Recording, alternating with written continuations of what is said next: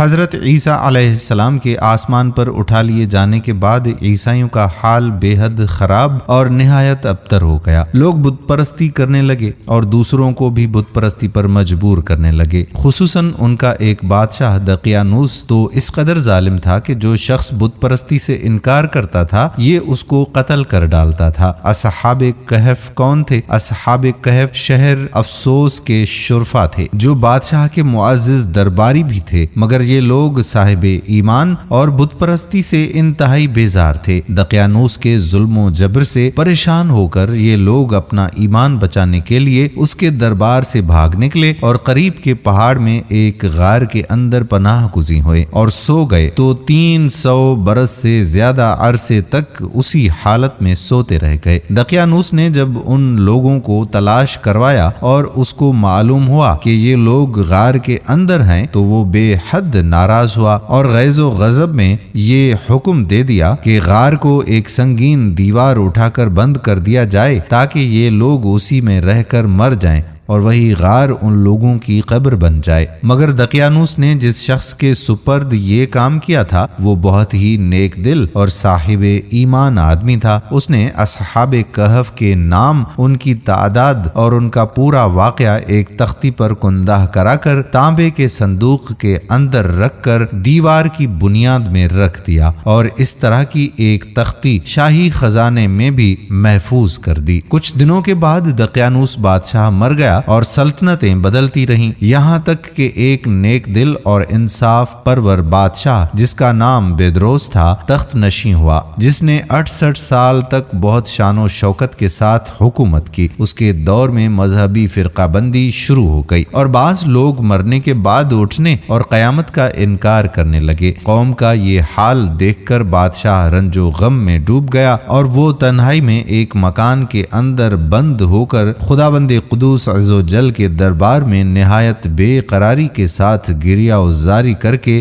دعا مانگنے لگا کہ یا اللہ عز و جل کوئی ایسی نشانی ظاہر فرما دے تاکہ لوگوں کو مرنے کے بعد زندہ ہو کر اٹھنے اور قیامت کا یقین ہو جائے۔ بادشاہ کی یہ دعا قبول ہو گئی اور اچانک بکریوں کے ایک چرواہے نے اپنی بکریوں کو ٹھہرانے کے لیے اسی غار کو منتخب کیا اور دیوار کو گرا دیا۔ دیوار گرتے ہی لوگوں پر ایسی ہیبت و دہشت سوار ہو گئی کہ دیوار گرانے والے لرز اٹھے اور وہاں سے بھاگ گئے اور اصحاب کہف بحکم الہی اپنی نیند سے بیدار ہو کر اٹھ بیٹھے اور ایک دوسرے سے سلام و کلام میں مشغول ہو گئے اور نماز بھی ادا کر لی۔ جب ان لوگوں کو بھوک لگی تو ان لوگوں نے اپنے ایک ساتھی یملیخا سے کہا کہ تم بازار جا کر کچھ کھانا لاؤ اور نہایت خاموشی سے یہ بھی معلوم کرو کہ دقیانوس ہم لوگوں کے بارے میں کیا ارادہ رکھتا ہے۔ یملیخا غار سے نکل کر بازار گیا اور یہ دیکھ کر حیران رہ گئے کہ شہر میں ہر طرف اسلام کا چرچا ہے اور لوگ اعلانیہ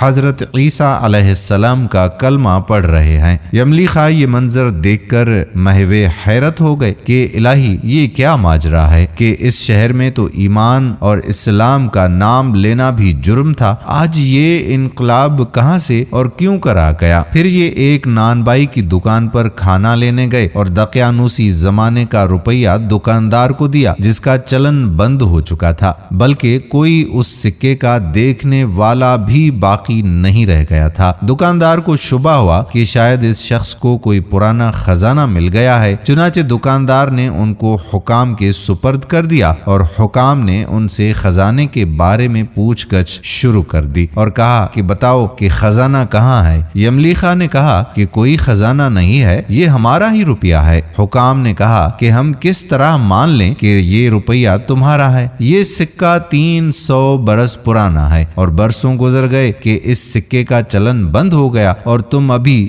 جوان ہو، لہٰذا تم صاف صاف بتاؤ کہ عقدہ حل ہو جائے۔ یہ سن کر یملیخا نے کہا کہ تم لوگ یہ بتاؤ کہ دقیانوس بادشاہ کا کیا حال ہے؟ حکام نے کہا کہ آج روئے زمین پر اس نام کا کوئی بادشاہ ہی نہیں ہے۔ ہاں، سینکڑوں سینکڑوں برس گزرے کہ اس نام کا ایک بے ایمان بادشاہ گزرا ہے جو بت پرست تھا۔ یملیخا نے کہا کہ ابھی کل ہی تو ہم لوگ اس کے خوف سے اپنا ایمان اور جان کو بچا کر بھاگے ہیں۔ میرے ساتھی قریب ہی کے غار میں موجود ہیں، تم لوگ میرے ساتھ چلو، میں تم لوگوں کو ان سے ملا دوں۔ چنانچہ حکام اور عمائدین شہر کثیر تعداد میں اس غار کے پاس پہنچے۔ اصحاب کہف یملیخا کے انتظار میں تھے۔ جب ان کی واپسی میں دیر ہوئی تو ان لوگوں نے یہ خیال کر لیا کہ شاید یملیخا گرفتار ہو گئے، اور جب غار کے منہ پر بہت سے آدمیوں کا شور و غوغا ان لوگوں نے سنا تو سمجھ بیٹھے کہ غالباً دقیانوس کی فوج ہماری گرفتاری کے لیے آن پہنچی ہے۔ تو یہ لوگ نہایت اخلاص کے ساتھ ذکر الہی میں توبہ و استغفار میں مشغول ہو گئے۔ حکام نے غار پر پہنچ کر تانبے کا صندوق برآمد کیا اور اس کے اندر سے تختی نکال کر پڑھا تو اس تختی پر اصحاب کہف کا نام لکھا ہوا تھا، اور یہ بھی تحریر تھا کہ یہ مومنوں کی جماعت اپنے دین کی حفاظت کے لیے دقیانوس بادشاہ کے خوف سے اس غار میں پناہ گزین ہوئی ہے۔ تو دقیانوس نے خبر پا کر ایک دیوار سے ان لوگوں کو غار میں بند کر دیا ہے۔ ہم یہ حال اس لیے لکھتے ہیں کہ جب کبھی بھی یہ غار کھلے تو لوگ اصحاب کہف کے حال پر مطلع ہو جائیں۔ حکام تختی کی عبارت پڑھ کر حیران رہ گئے، اور ان لوگوں نے اپنے بادشاہ بیدروس کو اس واقعے کی اطلاع دے دی۔ فوراً ہی بیدروس بادشاہ اپنے امراء اور عمائدین شہر کو ساتھ لے کر غار کے پاس پہنچا تو اصحاب کہف نے غار سے نکل کر بادشاہ سے معانقہ کیا اور اپنی سرگشت بیان کی۔ بیدروس بادشاہ سجدے میں گر کر خداوند قدوس کا شکر ادا کرنے لگا کہ میری دعا قبول ہو گئی، اور اللہ تعالیٰ نے ایسی نشانی ظاہر کر دی جس سے موت کے بعد زندہ ہو کر اٹھنے کا ہر شخص کو یقین ہو گیا۔ اصحاب کہف بادشاہ کو دعائیں دینے لگے کہ اللہ تعالیٰ تیری بادشاہی کی حفاظت فرمائے، اب ہم تمہیں اللہ کے سپرد کرتے ہیں۔ پھر اصحاب کہف نے السلام علیکم کہا اور غار کے اندر چلے گئے اور سو گئے، اور اسی حالت میں اللہ تعالیٰ نے ان لوگوں کو وفات دے دی۔ بادشاہ بیدروس نے سال کی لکڑی کا صندوق بنوا کر اصحاب کہف کی مقدس لاشوں کو اس میں رکھوا دیا، اور اللہ تعالیٰ نے اصحاب کہف کا ایسا رعب لوگوں کے دلوں میں پیدا کر دیا کہ کسی کی یہ مجال نہیں کہ غار کے منہ تک جا سکے۔ اس طرح اصحاب کہف کی لاشوں کی حفاظت کا اللہ تعالیٰ نے سامان کر دیا۔ پھر بیدروس بادشاہ نے غار کے منہ پر ایک مسجد بنوا دی اور سالانہ ایک دن مقرر کر دیا کہ تمام شہر والے اس دن عید کی طرح زیارت کے لیے آیا کریں۔ اصحاب کہف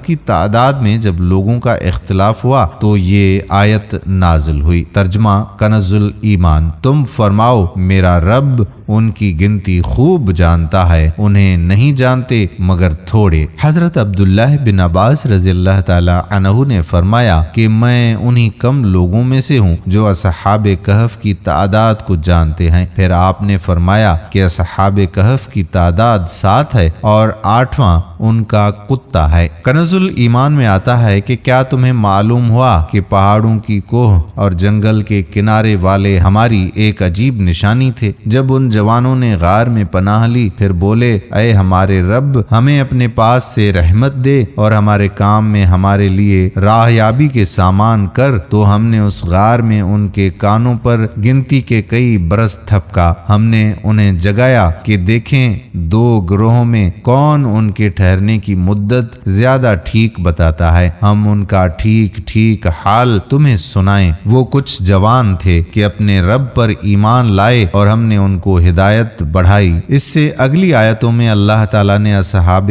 کہف کا پورا حال بیان فرمایا ہے کہ جس کو ہم پہلے ہی بیان کر چکے ہیں۔ اصحاب کہف کے نام ان کے ناموں میں بہت سے اختلافات ہیں۔ حضرت علی رضی اللہ تعالی عنہ سے روایت ہے کہ ان کے نام یہ ہیں: یملیخا، مکشلینا، مشلینا، مرنوش، دبرنوش، شازنوش، اور ساتواں چرواہا تھا جو ان لوگوں کے ساتھ ہو گیا تھا۔ حضرت علی رضی اللہ تعالی عنہ نے اس کا ذکر نہیں فرمایا۔ اور ان لوگوں کے کتے کا نام قطمیر تھا، اور ان لوگوں کے شہر کا نام افسوس تھا، اور ظالم بادشاہ کا نام دقیانوس تھا۔ دوستو، مرنے کے بعد زندہ ہو کر اٹھنا حق ہے، اور اصحاب کہف کا واقعہ اس کی نشانی اور دلیل ہے جو قرآن مجید میں موجود ہے۔ جو اپنے دین اور ایمان کی حفاظت کے لیے اپنا وطن چھوڑ کر ہجرت کرتا ہے، اللہ تعالی غیب سے اس کی حفاظت کا ایسا سامان فرما دیتا ہے کہ کوئی اس کو سوچ بھی نہیں سکتا۔ ہم امید کرتے ہیں کہ ہماری آج کی ویڈیو سے آپ کی نالج میں اضافہ ہوا ہوگا۔ آنے والی ویڈیو تک اپنے میزبان قادر بخش کلہوڑو کو اجازت دیجیے۔ اللہ حافظ۔